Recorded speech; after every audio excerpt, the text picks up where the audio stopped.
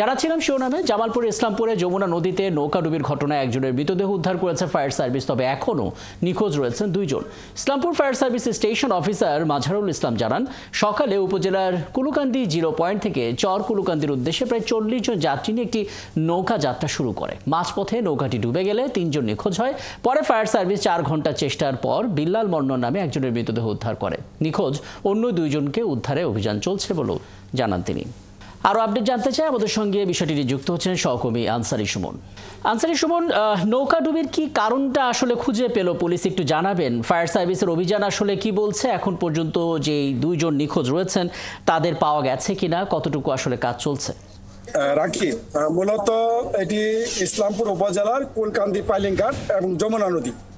সকাল 8:30 থেকে 9টার মধ্যে স্থানীয় যে কৃষকরা আছেন তারা এবং যে কৃষি শ্রমিক আছেন তাদের একটি দল, 30 থেকে 40 জনের মতো একটি দল, ছোট্ট একটি খেয়া নৌকায় তারা যমুনা নদী পার হয়ে অপর পাশে যাওয়ার চেষ্টা করছিল এবং নৌকাটি যখন মূলত যমুনা নদীর মাঝামাঝি অংশে পৌঁছায় তখনই নৌকার সামনের অংশটি পানিতে ডুবতে থাকে এবং মুহূর্তে সেই নৌকা এই 30-40 জন যাত্রী ডুবে যায়।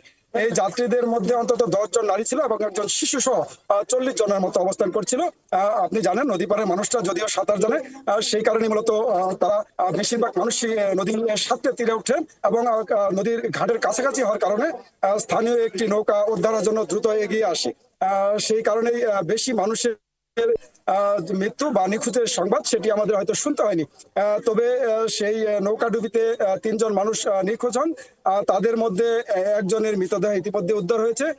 ফায়ার সার্ভিস 10টার পর থেকেই মূলত তাদের উদ্ধার অভিযান শুরু করেছে। এখনো ফায়ার সার্ভিস তাদের উদ্ধার অভিযান চালাচ্ছে, কিন্তু এখনো সেলিম শেখ এবং খবির শেখ নামে 2 কৃষি শ্রমিকের সন্ধান কিন্তু পাওয়া যায়নি। তাদের পরিবার এবং স্থানীয়দের যেটি দাবি যে নৌকা ছোট থাকার কারণেই মূলত বেশি মানুষ ওঠার কারণে নৌকা ডুবির ঘটনা ঘটেছে এবং সেই কারণেই তাদের একটি দাবি যে এই নৌকা যে ছোট নৌকা দিয়ে যে ঘাটে পারাপার হচ্ছে সেটির বিচারও কিন্তু দাবি করেছে।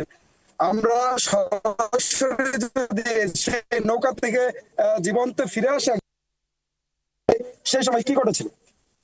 সকালবেলা 8:30টার দিকে আমি নৌকায় উঠি, আমরা 4 জন এবং আরো অনেক শ্রমিকেরাই উঠেন ওই পারে যাওয়ার কিছু আবাদ করার জন্য।